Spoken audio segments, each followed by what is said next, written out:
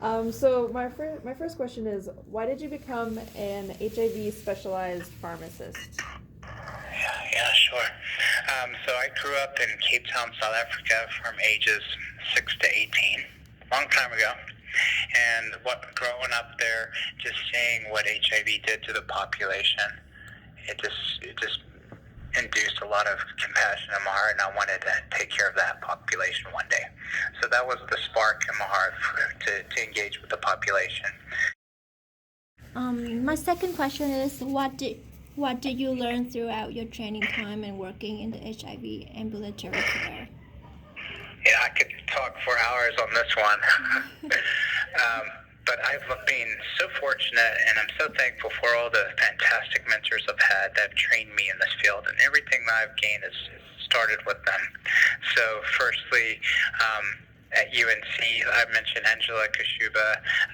She was such a great mentor to me in understanding the pharmacotherapy HIV. She taught the lectures for me, and then being able to conduct research with her, and then also engage globally in some of her HIV research. That just kind of further put the spark in me to help the population.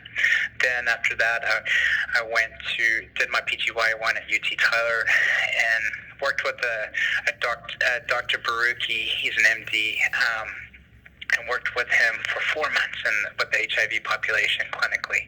So that was fascinating. And then also being mentored by Dr. Morse, who's globally an HIV expert at Buffalo in New York. Did my PGY2 up there, and then just gaining a lot of experience with pediatrics, children, pregnant woman, adult, inpatient, retail. Just having his mentorship has helped.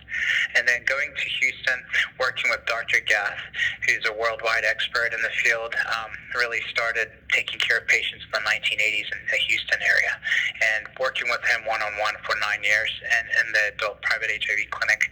And then working with Dr. Mary Paul, who is vice chair or something of the DHHS guidelines for the pediatric guidelines. She's a worldwide pediatric HIV expert, and working with children and babies with HIV for 9 years at Texas Children's Hospital.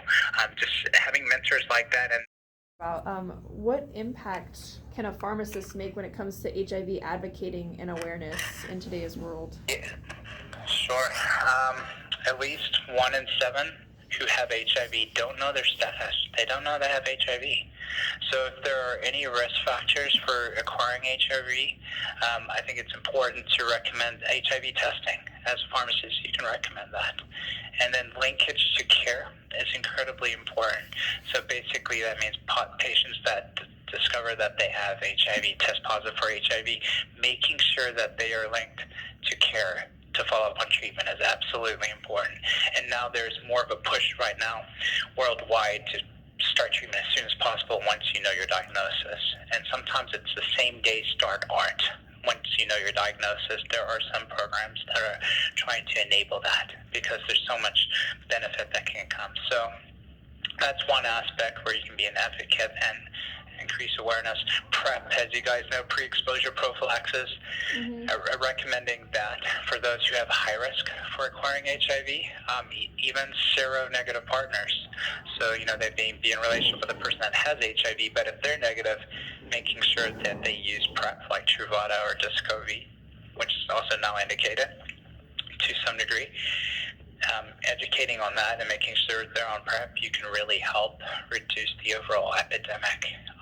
So that's one way to advocate and increase awareness.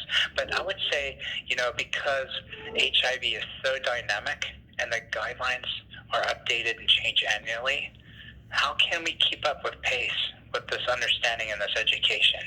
So education of pharmacists on these dynamic changes in HIV is so critical. And that's why, and that will allow for increased advocacy and awareness in HIV, right? Because you can't do it without this updated education. And so that's why I've really put a focus on offering this advanced HIV elective for you guys, for students, so that they have this knowledge, they have this awareness, so that they are able to interact with patients who not only have HIV but other comorbidities and understand how to manage those drug-drug interactions. And then take it one step further, trying to offer students an international rotation in South Africa, where I grew up, and having an understanding globally of what HIV, how HIV is treated, and giving them a greater appreciation to help those patients here in America. Does that help answer some of the questions you guys had? Yes, thank you so much. It's very helpful.